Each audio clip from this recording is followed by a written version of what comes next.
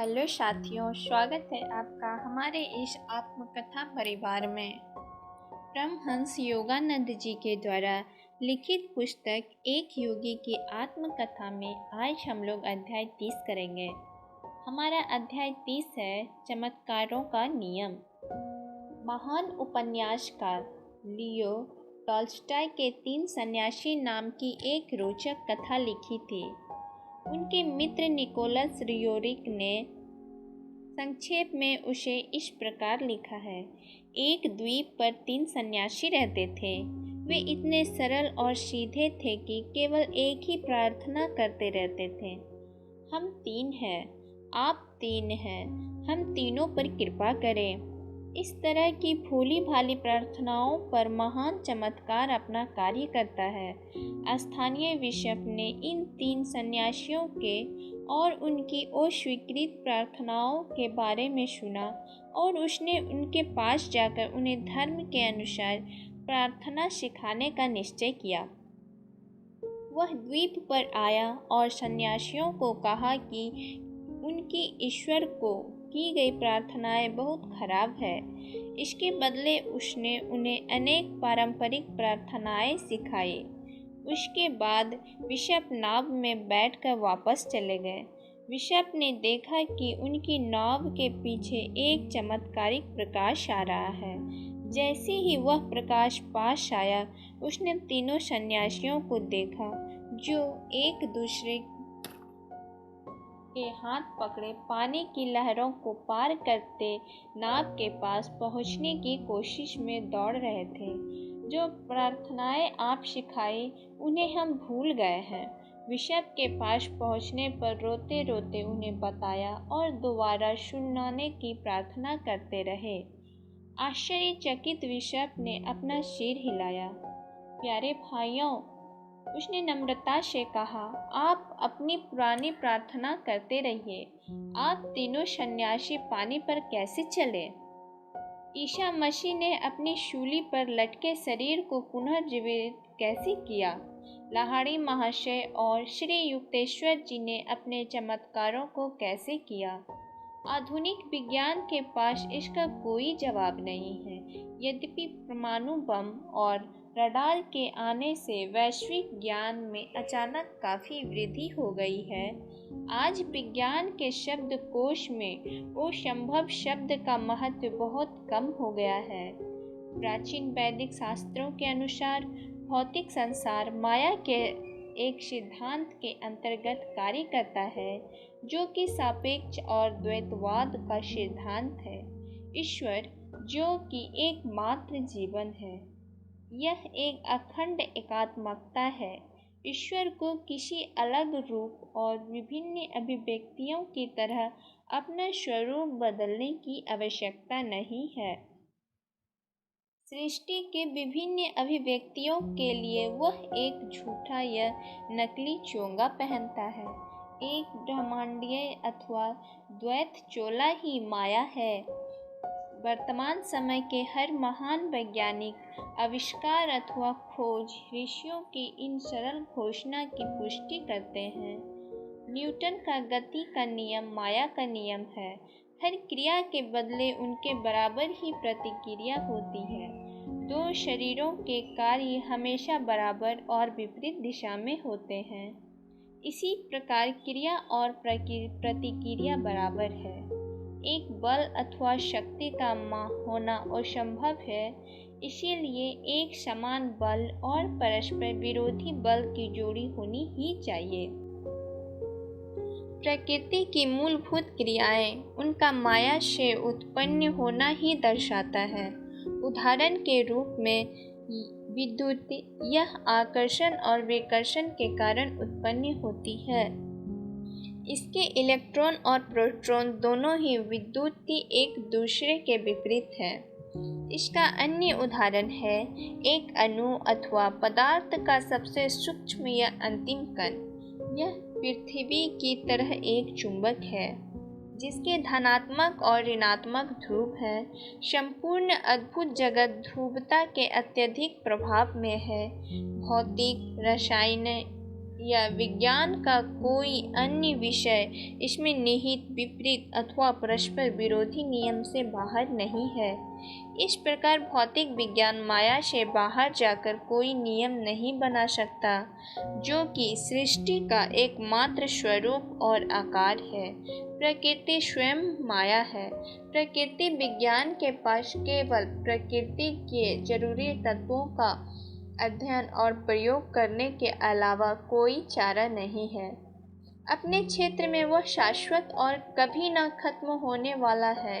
भविष्य के वैज्ञानिक उनके विभिन्न परिवर्तनों जो एक के बाद एक होते रहेंगे, उनके हर पहलू का अध्ययन करने के अलावा कुछ नहीं कर पाएंगे। उसके अंदर पहले से ही निर्मित और क्रियान्वित होते ब्रह्मांडीय नियमों का पता लगाने की क्षमता है, लेकिन वे इन नियमों को बनाने वाले और इसके एकमात्र चलाने वाले का पता नहीं लगा सकता। गुरुत्वाकर्षण और विद्युत जैसे महान नियमों का पता तो चल गया है, लेकिन यह है क्या, इसका ज्ञान किसी भी मानव को नहीं है। अरण्य आश्रम भारत के युवाओं के लिए ज्ञान अर्जन, धर्मनिरपेक्ष, लौकिक और दिव्य शिक्षा प्राप्ति की प्राचीन परंपरा रही है। कूहनी के ऊपर करने के लिए लकड़ी की छड़ी के सहारे बैठे पूज्य गुरु अपने शिष्यों को आत्मा के वैभवपूर्ण रहस्यों को परिचय कराते थे। हजारों वर्षों से पैगंबरों और सद्गुरुओं ने मानव जाति को माया के ऊपर उठने का कार्य दिया हुआ है। सृष्टि के द्वैतवाद से ऊपर उठकर और सृष्टिकर्ता अखंड एकता को पहचानना मानवता का सर्वोच्च ध्येय था। जो ब्रह्मांडीय के छलावे से चिपके रहते हैं, अर्थात जो माया में लिप्त है, उन्हें द्वैत के जरूरी नियम को स्वीकार करना ही होगा। ऊंचे उठना फिर गिरना यानी ज्वार भाटा जैसे उत्थान पतन, दिन रात, सुख और दुख, अच्छा और बुरा, जन्म और मृत्यु के कर्मबद्ध पुनरावृत्ति उसे पीड़ादायक और नीरस लगने लगती है। तब वह आशापूर्वक इससे उभरने के लिए माया बंधन के पार देखने लगता है। माया के जाल को फाड़ने के लिए उसे ब्रह्मांड के रहस्य को भेदना पड़ेगा। एक योगी जो इस प्रकार की सृष्टि को नंगा यानी निरावृत कर देता है, वही एक सच्चा अद्वैतवादी है। उसके अलावा सभी मूर्ति पूजक और शब तक मनुष्य एक प्रकृति की द्वैतवादी भ्रम में उलझा रहता है, तब तक दो चेहरों वाली माया, उनकी आराध्य देवी, वह एक अकेले ईश्वर को नहीं जान पाता। विश्व भ्रम यानी जगत माया मनुष्य के अविद्या के रूप में प्रकट होती है, जिसका अर्थ है ज्ञान रहित, अज्ञान अथवा भ्रम। माया अथवा अविद्या को भौतिक विश्वास अथवा विश्लेषण द्वारा नष्ट नहीं किया जा सकता। इसे केवल निर्विकल्प समाधि की आंतरिक स्थिति को प्राप्त करके ही नष्ट किया जा सकता है। ओल्ड टेस्टामेंट बाइबिल में संतों, सभी देशों और युगों के पैगंबरों ने चेतना की थी, इसी अवस्था में अपने प्रवचन दिए थे। उसके बाद वह मुझे दरवाजे तक लाया, यहाँ तक कि दरवाज़ा पूर्व दिशा में खुलता था, और तभी इज़राइल का ईश्वर पूर्व दिशा से ही आया। उसकी आवाज़ कई जलधाराओं की बहती ध्वनि जैसी थी, और पृथ्वी उसके आलोक में प्रकाशमान होते गए। मस्तक के मध्य में स्थित नेत्र के द्वारा योगी अपनी चेतना का सर्वव्यापी में ले जाता है। शब्द की अथवा ओम की ध्वनि को सुनकर वह ध्वनि जो कई जल धाराओं अथवा तरंगों की आवाज़ है, वही सृष्टि की एकमात्र सच्चाई है। ब्रह्मांड के खबरों रहस्यों में से सबसे अद्भुत रहस्य प्रकाश है। ध्वनि तरंगे जिसे प्रवाहित होने के लिए अथवा हवा किसी अन्य भौतिक माध्यम की आवश्यकता है। प्रकाश तरंगे ब्रह्मांड के तारों के बीच शून्य अथवा बिना किसी माध्यम के स्वच्छंद रूप से विचरण करती है। जैसे कि धारणा थी कि ईश्वर को तारों के बीच का माध्यम माना जा रहा था। इस सिद्धांत को आइंस्टाइन की इस धारणा से साबित किया जा सकता है। अंतरिक्ष की ज्यामितीय गुणों के कारण ईथर का तारामंडलों के बीच होना जरूरी नहीं है। दोनों सिद्धांतों में प्रकाश एक अत्यंत सूक्ष्म और किसी भी भौतिक माध्यम अथवा प्रकृति तत्व पर निर्भर नहीं है। आइंस्टाइन का विशाल अवधारणा की प्रकाश 1,86,000 मील प्रति सेकेंड की गति से चलता है। यह उसके सापेक्षता के सिद्धांत पर आधारित है। वह गणितीय विधि से इसको सिद्ध अथवा पुष्टि करता है कि प्रकाश की गति, जहाँ तक कि मानव के सीमित मन का प्रश्न है, केवल प्रकाश की गति इसमें स्थिर है, यानी इसमें कोई बदलाव नहीं आता, जबकि ब्रह्मांड में सब कुछ परिवर्तनशील है। एकमात्र संपूर्ण अथवा निरपेक्ष प्रकाश की गति के आधार पर ही समय और दूरी के सभी मानक तय किए गए हैं। जैसा कि पहले समझा जाता था, यह समय और दूरी शाश्वत है। इसके विपरीत अब यह भी सापेक्ष और सीमित खंड है, जो अपने माप की सत्यता में प्रकाश की गति को आधार बनाकर चलते हैं। यदि अंतरिक्ष में विस्तृत सापेक्षता के साथ जोड़ा जाए तो समय का पुराना सिद्धांत कि यह अपरिवर्तनीय है, यह खत्म हो जाता है। समय तब तक अपने सच्चे स्वरूप यानी यह केवल संदिग्धता अथवा अस्पष्टता के अलावा कुछ नहीं है। अपने कुछ समीकरणों को लिखकर आइंस्टाइन ने ब्रह्मांड के सिद्धांतों की सब कुछ निहित है, इन सब को गलत साबित किया, केवल प्रकाश को छोड़कर। बाद में जब महान भौतिक शास्त्री आइंस्टाइन ने एकीकृत क्षेत्र सिद्धांत यूनिफाइड फील्ड थ्योरी को विकसित किया, तब उसने इसमें एक गणितीय सूत्र भी शामिल किया, जिसमें गुरुत्वाकर्षण का नियम और विद्युत चुंबकीय नियम थे। इस प्रकार एक ही नियम के द्वारा ब्रह्मांडीय प्रकाश को परिवर्तनशीलता के सिद्धांत में शामिल करके आइंस्टाइन उन ऋषियों के समकक्ष पहुंच गए जिन्होंने सृष्टि का एक ही आधार बताया था, वह था अनेक रूप धारण करने वाली परिवर्तनशील माया। इस युग के सापेक्षता के सिद्धांत ने सूक्ष्मतम कण परमाणुओं के में गणितीय आधार पर उसमें शोध किए जाने की संभावनाएं बढ़ा दी है। महान वैज्ञानिक अब दृढ़ता से यह बता रहे हैं कि परमाणु केवल एक पदार्थ नहीं बल्कि ऊर्जा यानी शक्ति परमाणु केवल एक पदार्थ नहीं बल्कि ऊर्जा यानी शक्ति है। यही नहीं, वह ऊर्जा मन द्वारा बनाई गई है। अब यह स्पष्ट हो गया है कि भौतिक विज्ञान का संबंध केवल परछाइयों की दुनिया से है और यह एक महत्वपूर्ण प्रगति है। सर आर्थर स्टैनले ने अपनी पुस्तक नेचर ऑफ फिजिकल वर्ल्ड यानी प्रकृति का भौतिक स्वरूप में लिखा है, भौतिक विज्ञान में हम चिर परिचित जीवन के एक परछाइयों को प्रदर्शन के देखते हैं। मेरी कुहनी की छाया मेज की छाया पर उसी तरह टिकती है जैसे स्याही की परछाई स्वरूप धारा परछाई वाले कागज पर बहती है। यह सब प्रतीक स्वरूप है और एक भौतिक शास्त्री इसे एक प्रतीक की तरह छोड़ देता है।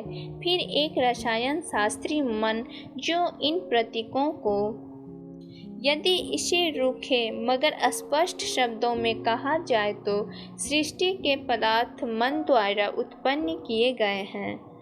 पुराने भौतिक सिद्धांतों की वास्तविक पदार्थ और शक्ति का क्षेत्र एक साथ है। इसका कोई महत्व नहीं सिवाय इस सच के कि यह सब कल्पना मन द्वारा उपजाई हुई है। इस प्रकार ब्रह्म जगत मात्र एक परछाइयों का जगत है। जब हम अपने भ्रम को हटाते हैं तब हम पदार्थ को हटाते हैं, क्योंकि अब हमने देख लिया है कि पदार्थ हमारे सब भ्रम में से सबसे बड़ा भ्रम है। हाल ही में इलेक्ट्रॉन माइक्रोस्कोप के आविष्कारक ने परमाणु के प्रकाश स्वरूप मूल और प्रकृति की द्वैत रूप अनिवार्यता की स्पष्ट पुष्टि कर दी है। वर्ष 1937 में American association for advancement of science की एक सभा में प्रदर्शित इलेक्ट्रॉन माइक्रोस्कोप के प्रयोग को एक रिपोर्ट दी न्यूयॉर्क टाइम्स में इस प्रकार थी। टंगस्टन का रवेदार क्रिस्टलाइन आकार, जिसे अभी तक अपरोक्ष रूप से एक्सरे द्वारा देखा गया था, वहाँ एक चमकती स्क्रीन पर साफ साफ अपने अपने स्थानों अणु में दिखे। अणुओं की यह रचना एक क्यूब के आकार में थी, जिसके हर कोने पर एक अणु और मध्य केंद्र में एक अणु था। पर्दे पर दिखाई दे रही टंगस्टन की जाली में अणु ज्यामितीय आकार में थे और इस रवेदार क्यूब के प्रकाश के सामने हवा के अणु प्रकाशमान होकर एक दूसरे से टकरा रहे थे। ठीक उसी प्रकार जैसे चलते पानी पर प्रकाश की किरणें पड़ती है तो वह झिलमिल उठता है। इलेक्ट्रॉन माइक्रोस्कोप के सिद्धांत को वर्ष 1927 में doctor Wilton J Davis, Lester H German, जो New York City Bell telephone laboratory में कार्यरत थे, उनके द्वारा इसे खोजा गया था। उन्होंने पाया कि इलेक्ट्रॉन के दो रूप थे, एक कण और दूसरा तरंग, और उन दोनों के गुणों का समन्वय इलेक्ट्रॉन में था। तरंग के अणु के कारण इलेक्ट्रॉन में प्रकाश का विशिष्ट गुण था। इस आविष्कार के बाद ऐसे तरीके की खोज शुरू हुई जिससे इलेक्ट्रॉन को उसी प्रकार केंद्रित किया जा सके जिस प्रकार लेंस की सहायता से प्रकाश को केंद्रित किया जाता है। इलेक्ट्रॉन की जेकाइल एंड हाइट गुणों की खोज ने वर्ष 1924 में फ्रांसीसी नोबेल पुरस्कार विजेता भौतिक शास्त्री डे ब्रगली ने यह दिखाया था कि संपूर्ण भौतिक प्रकृति के संसार में दो गुण समाहित है। इस धारणा की दोहरी पुष्टि हो गई है। डॉक्टर डेविसन को भी भौतिक शास्त्र में नोबेल पुरस्कार मिला था। ज्ञान की धारा सर जेम्स दी मिस्टीरियस यूनिवर्सिटी में लिखते हैं कि अब यंत्र रहित सत्यता की ओर प्रवाहित हो रही अब ब्रह्मांडीय एक महान मशीन की तरह नहीं वरन एक महान विचार की तरह प्रतीत हो रहा है। 20वीं शताब्दी का विज्ञान अब वेदों के विचारों को व्यक्त करने लगा है। यदि ऐसा ही है तो मनुष्य को विज्ञान के द्वारा ही इस दार्शनिक शक्ति के तथ्य को समझने दो कि भौतिक जगत का अस्तित्व नहीं है। इसका पूरा ताना बाना ही एक माया यानी भ्रम है। इस शक्ति की मरीचिका विश्लेषण करने पर गायब हो जाएगी। जैसे जैसे भौतिक जगत के आश्वस्त करने वाले तथ्य ध्वस्त होने लगते हैं, मनुष्य को अपनी मूर्ति पूजा पर भरोसा कम होने लगता है और उसे ईश्वरीय आदेश का उल्लंघन किए जाने का भान होता है। उनका आदेश था, तुम्हारा मेरे सिवाय कोई अन्य ईश्वर नहीं है, अथवा तुम मेरे सिवाय किसी अन्य को ईश्वर नहीं मानोगे। आइंस्टाइन ने अपने प्रसिद्ध समीकरण में, जिसमें उन्होंने पदार्थ की मात्रा और ऊर्जा को बराबर माना था, उसके द्वारा उन्हें सिद्ध किया गया कि किसी भी पदार्थ के किसी भी कण की मात्रा या भार उस कण के ऊर्जा के बराबर होती है और यह प्रकाश की गति के वर्ग का 2 गुना होती है। पदार्थ के अणुओं को नष्ट करके आणविक शक्ति को प्राप्त किया जा सकता है। इस प्रकार पदार्थ की मृत्यु से परमाणु काल का जन्म हुआ।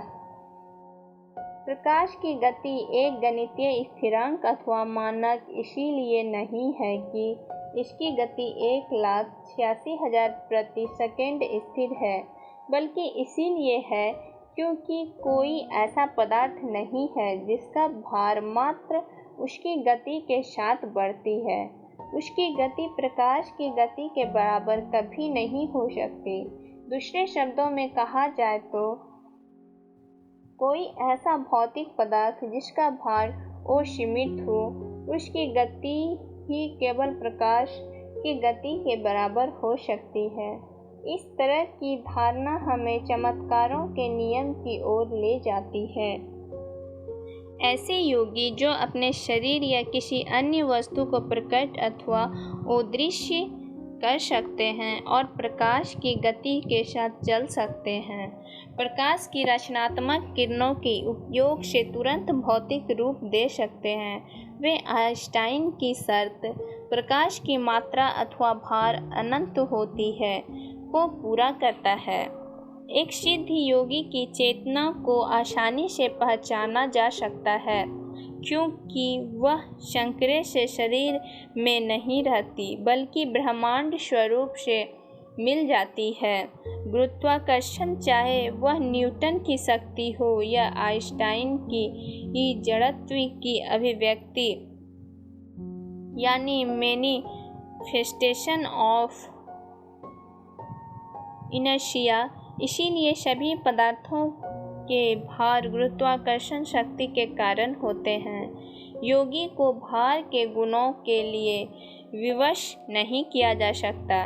एक योगी जिसने अपने सर्वव्यापी तत्व अथवा आत्मा को जान लिया है, वह शरीर की समय और स्थान की सीमा में बंधा नहीं रहता। उनको बांध रखने वाली सीमाओं के घेरे रिंग्स पास नोट ब्रह्मांड में लीन हो जाते हैं। मैं हुआ हूँ यानी मैं ब्रह्म हूँ। प्रकाश हो और प्रकाश हो गया। ईश्वर के प्रथम आदेश ने उसकी रचना जेनेसिस, जो कि एक अणु तत्व प्रकाश था, उसे साकार किया। उसके निराकार माध्यम की किरणों में सभी दिव्य अभिव्यक्तियां मूर्त आकार लेती है। हर काल में साधक ने ईश्वर के प्रकट होने के संकेत को अग्नि अथवा प्रकाश के रूप में पुष्टि की है। राजाओं का राजा जो अमर है और ऐसे प्रकाश में रहता है जहाँ कोई मनुष्य नहीं जा सकता। एक योगी जिसने गहन ध्यान द्वारा अपनी चेतना को सृष्टि के साथ मिला दिया है, उसके लिए ब्रह्मांडीय तत्व एक प्रकाश की किरण और जमीन से निर्मित प्रकाश के किरणों में कोई अंतर नहीं है। अब वह पदार्थ चेतना भौतिक जगत के 3 आयाम और समय के 4थे आयाम से मुक्त है। इसीलिए एक योगी अपने शरीर को पृथ्वी, जल, अग्नि और हवा की प्रकाश की किरणों को पार करते हुए कहीं भी जाने के लिए स्वतंत्र है।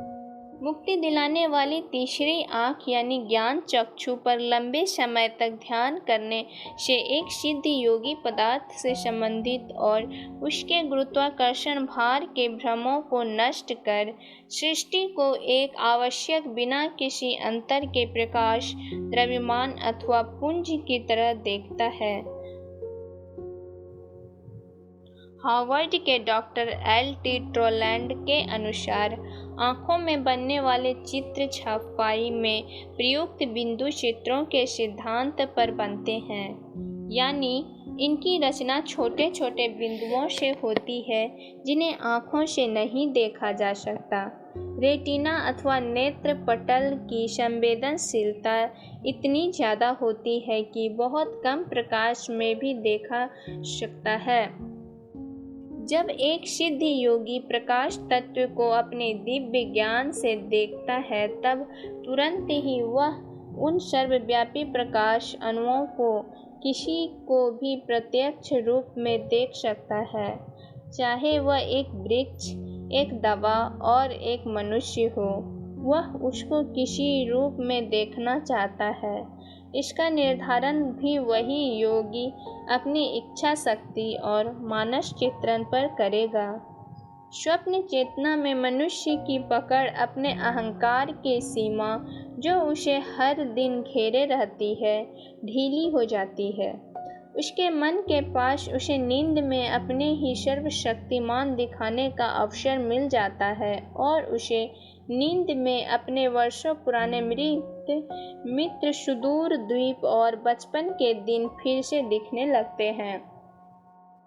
मुक्त और बिना किसी शर्तों वाली चेतना, जो सभी मनुष्य को अपने स्वप्नों में थोड़े समय के लिए अनुभव होती है। ईश्वर में मग्न योगी के मन में यह संपर्क हमेशा मुक्त और बिना किसी बंधन के होते हैं। उसका कोई निजी स्वार्थ नहीं होता। वह यह मानकर चलता है कि ईश्वर द्वारा दी गई चेतना का उपयोग वह अपने साधक की ईश्वर के प्रति सच्ची भक्ति को पूर्ण करने के लिए वह सृष्टि के प्रकाश अणुओं को व्यक्तिगत करके करता है। इसी लक्ष्य के लिए मनुष्य और सृष्टि को बनाया गया था, जिससे वह सृष्टि पर अपने प्रभुत्व को समझे और माया का स्वामी बनकर स्वयं को उन्नत करे।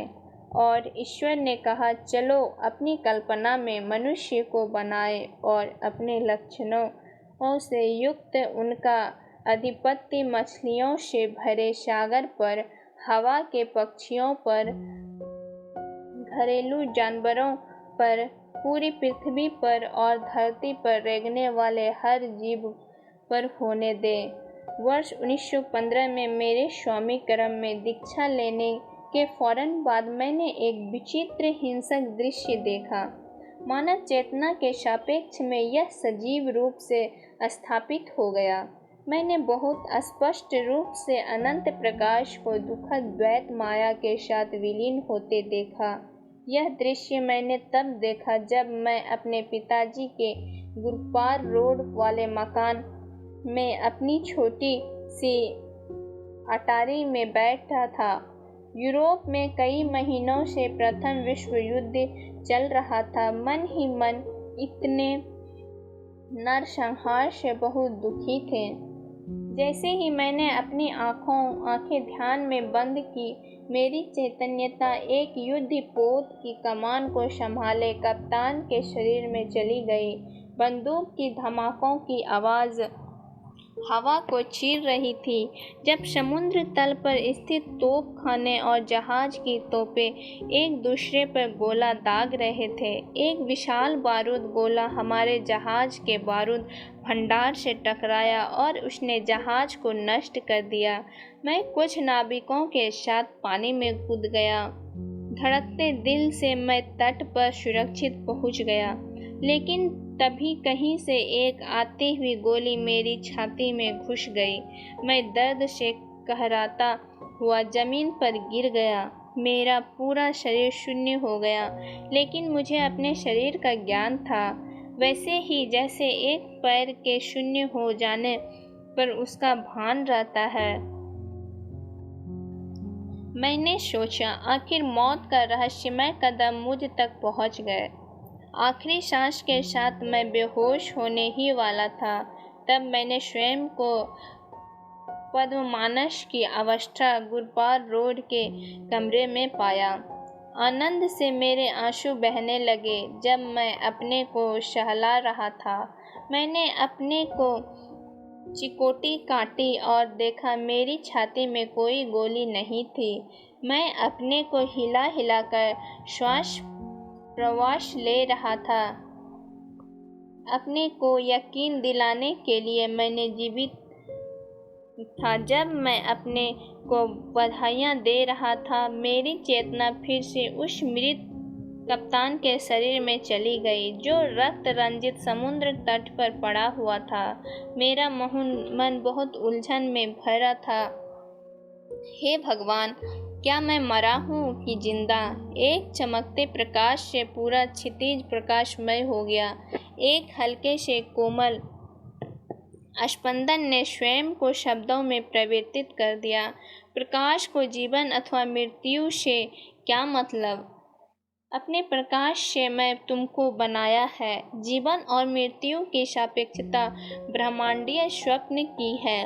अपने स्वप्न रहित अवस्था को पकड़े रहो। जागो मेरे बच्चे, जागो। मनुष्य की जागृति के लिए ईश्वर वैज्ञानिक को सही समय और सही स्थान पर आविष्कार करने की प्रेरणा देते हैं, अपनी बनाई हुई सृष्टि के रहस्यों को जानने के लिए।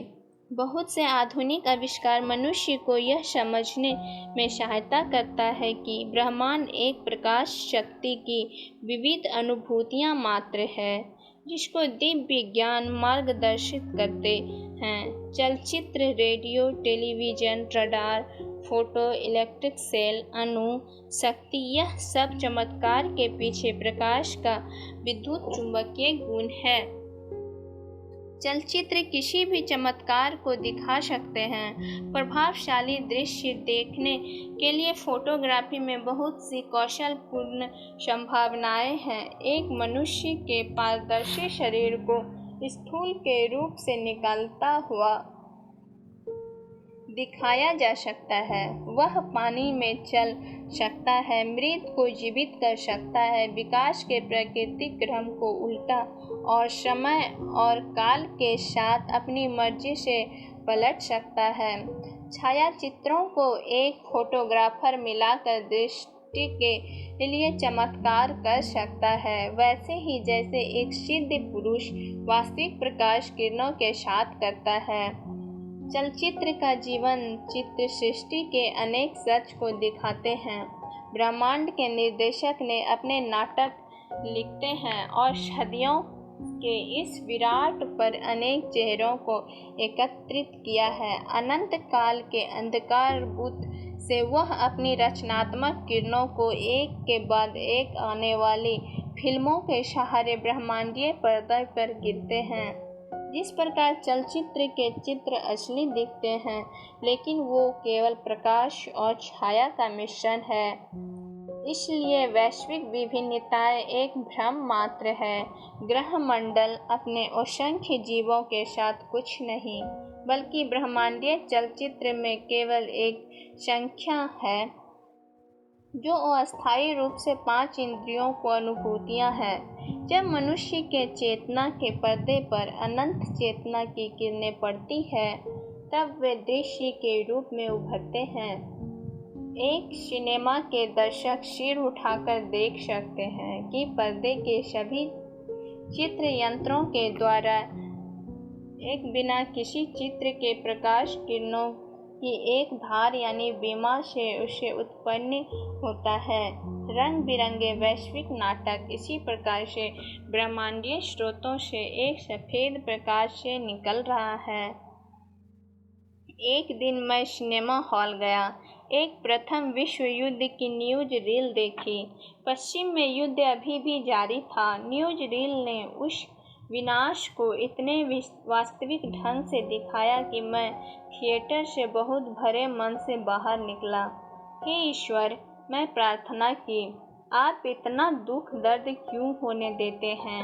मुझे बहुत ताज्जुब हुआ जब उसी समय उनके उत्तर के स्वरूप मेरे दिव्य दर्शन में यूरोपियन गुप्त स्थान से एक वास्तविक दृश्य आया। उस दृश्य में भयंकर युद्ध में मेरे और मरते हुए लोगों का चित्रांकन न्यूज रील से कहीं ज़्यादा क्रूर और विभत्स था। ठीक से देखो।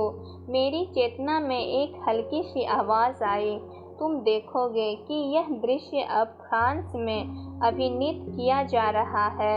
यह दृश्य प्रकाश छाया के खेल के अलावा कुछ भी नहीं है। यह ब्रह्मांडीय चलचित्र है।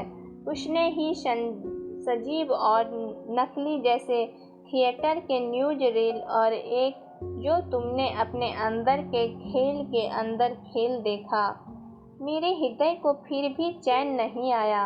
मैं दिव्य आवाज बोलती गई, सृष्टि प्रकाश और छाया दोनों है। इसके बिना कोई चित्र संभव नहीं है। माया का अच्छा और बुरा बारी बारी से एक दूसरे पर अपना आधिपत्य जमाते रहते हैं।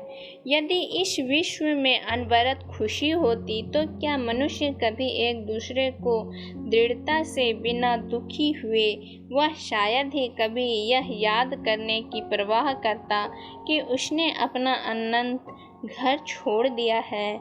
दुख एक याद दिलाने वाला तीर है। इससे बचने का रास्ता ज्ञान है। मृत्यु की दुर्घटना वो वास्तविक है जो इसे देखकर कांप जाते हैं। वे एक अज्ञानी अभिनेता है जो डर के मारे स्टेज पर मर जाता है, जबकि उस पर एक खाली गोली के अलावा कुछ दंगा नहीं गया।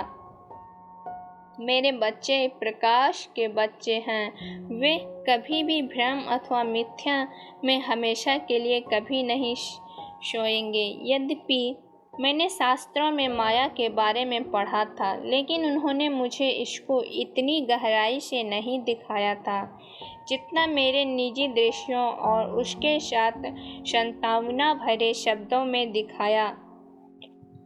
मनुष्य के मूल्यों में अत्यधिक बदलाव आ जाता है जब अनंत में उसे यकीन आ जाता है कि यह सृष्टि एक विराट चलचित्र है और इसके अंदर नहीं बल्कि इसके पार इसकी अपनी वास्तविकता है।